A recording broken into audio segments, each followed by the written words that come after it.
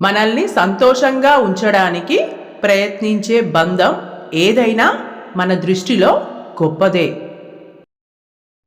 అస్తమించిన సూర్యుడు తిరిగి ఉదయించడం ఎంత సత్యమో, పోరాడి ఓడిన వారు తిరిగి గెలవడం కూడా అంతే సత్యం.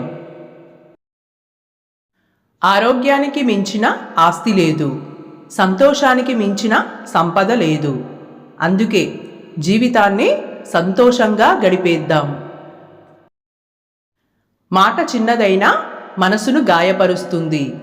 ఒక చిన్న అబద్ధం అనుబంధాలను తెంచుతుంది. అపార్థం కొంచెమైనా మంచి స్నేహాన్ని కూలదోస్తుంది. చిన్న రంధ్రం పెద్ద ఓడను ముంచేస్తుంది. కారణం చిన్నది, ఫలితం జీవితకాలం. విద్య నేర్చుకొని గురువుని మర్చిపోకు. ధనం వచ్చాక స్నేహాన్ని మర్చిపోకు. భార్య వచ్చాక కన్నవారిని మర్చిపోకు. గౌరవం వచ్చాక గతం మర్చిపోకు. అవసరం తీరాక సాయపడిన వారిని మర్చిపోకు. మనసు నిండా మంచి ఆలోచనలు ఉన్నవారు ఎప్పుడూ ఎదుటివారి మంచినే కోరుకుంటారు. ఎదుటివారికి మంచి చేస్తే దేవుడు మనకు మంచి చేస్తాడు. నిన్ను ఈ లోకం ఎంత కిందికి లాగాలి అని అనుకున్నా, నువ్వు చేసే పుణ్యం, నువ్వు నమ్ముకున్న దైవం ఎప్పుడూ నీ చేయిని వదలడు. నిన్ను రక్షిస్తూనే ఉంటాడు. రాతలో లేని బంధం కోసం రాత్రంతా ఏడుస్తాం. రాతలో ఉన్న బంధం కోసం పగలంతా కష్టపడతాం. జ్ఞాపకాలను మరువలేము, బాధ్యతలను వదులుకోలేము.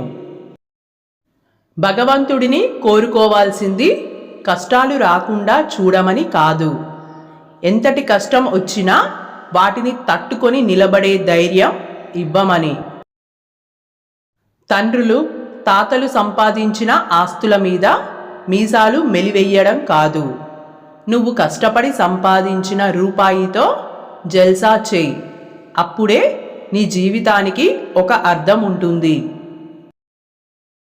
ఎవరిని ఎంత నమ్మాలో అంతే నమ్ము. మనోళ్ళే కదా అని అతిగా నమ్మితే మోసం రుచి చూపించి జీవితంలో కోలుకోలేని దెబ్బ తీస్తారు. జీవితంలో అత్యంత శక్తివంతమైనది నీ ఆలోచన మాత్రమే. అది నీ జీవితంలో జరిగే ఎటువంటి పరిస్థితినైనా మార్చగలదు. ఒక దారి మూసుకుపోయినప్పుడు తప్పకుండా మరో దారి తెరచి ఉంటుంది. దాన్ని గుర్తించగలగడమే విజయానికి మార్గం. మనిషికి ప్రత్యేకమైన ఆయుధం ఏమీ అవసరం లేదు. ఒక్క మాట చాలు. శత్రువులను పెంచుకోవాలన్నా, మిత్రువులను చేసుకోవాలన్నా. జీవితంలో ఎవరు ఏంటి అనేది మనకు అర్థమయ్యేలా చేసేది కాలం ఒక్కటే. అన్నీ చెప్పుకునేలా స్నేహం ఉండాలి, అన్నీ పంచుకునేలా బంధం ఉండాలి.